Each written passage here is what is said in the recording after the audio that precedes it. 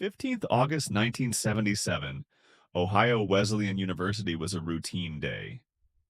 But tonight, something was about to happen here that will remain a mystery to humans for years to come. At 10 p.m., a 30-meter wide reflector of the Big Ear radio telescope detected a very large radio signal detected. This signal passed through the telescope and reached the IBM 1130 computer, and from here it was automatically converted and went to the printer. At this time of night, in the control room, apart from the sound of the printer, there was absolute silence. The printed signal on the paper was suppressed in the middle of all the other printouts, and for now, no one knew that the Big Ear telescope had detected an alien signal coming from the Sagittarius constellation in the sky. A few days later, the control room technician picked up all the printouts and left them at the home of astronomer Jerry Ehman, whose job was to examine the signals received on the telescope.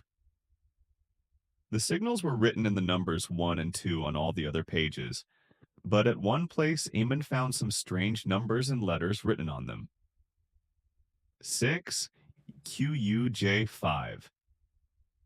Jerry Ehman saw this signal and highlighted it with his red pen, and next to it he wrote WOW.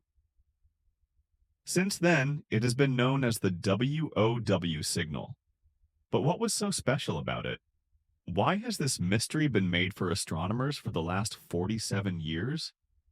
And was this signal from the Sagittarius constellation a message from aliens or just a coincidence? There was a study behind the importance of the WOW signal, which was released about 18 years before this incident.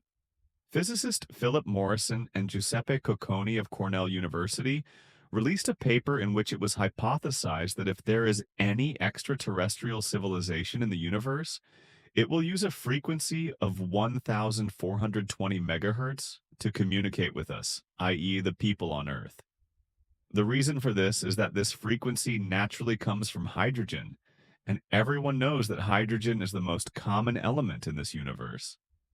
And it can be a common and understandable reference for every technologically advanced civilization. That is why this frequency is considered ideal for extraterrestrial communication. After this study in 1973, Ohio State University dedicated its radio telescope, Big Air, to find signals of extraterrestrial life outside the Earth's atmosphere. And this mission was named Search for Extraterrestrial Intelligence, or SETI, was the longest-running mission designed to explore life outside Earth. The Big Air radio telescope was located near the Perkins Observatory on the campus of Ohio Wesleyan University. Its mission was to scan different parts of the Big Air radio telescope. Astronomer Jerry Ehman was assisted, who was happy to do this work.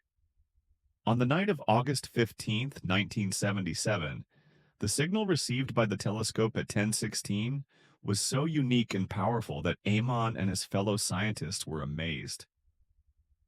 The telescope recorded this signal for 72 seconds. Seconds means the telescope will detect the signal for 12 seconds, then record it in the computer, and then start recording the next 12 seconds. If there are 6 characters in the WOW signal and each character is 12 seconds, then it means that WOW signal kept reaching the telescope for a total of 72 seconds. Let me tell you that when there is no signal received in the telescope, it records the value of 0.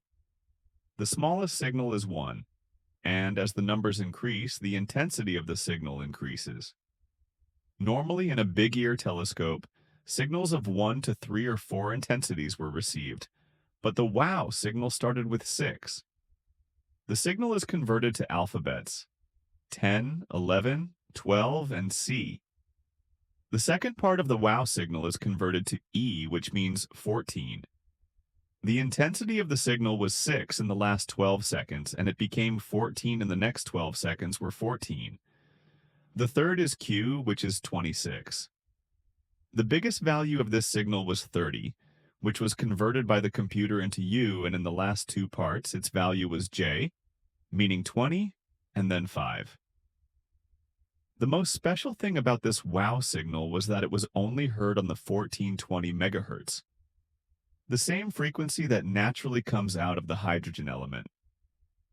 This is why, in the eyes of astronomers and scientists, this signal has been sent by a civilization from space that is as intelligent as us humans. Now, you must be wondering that there are so many asteroids, planets, galaxies, and clusters.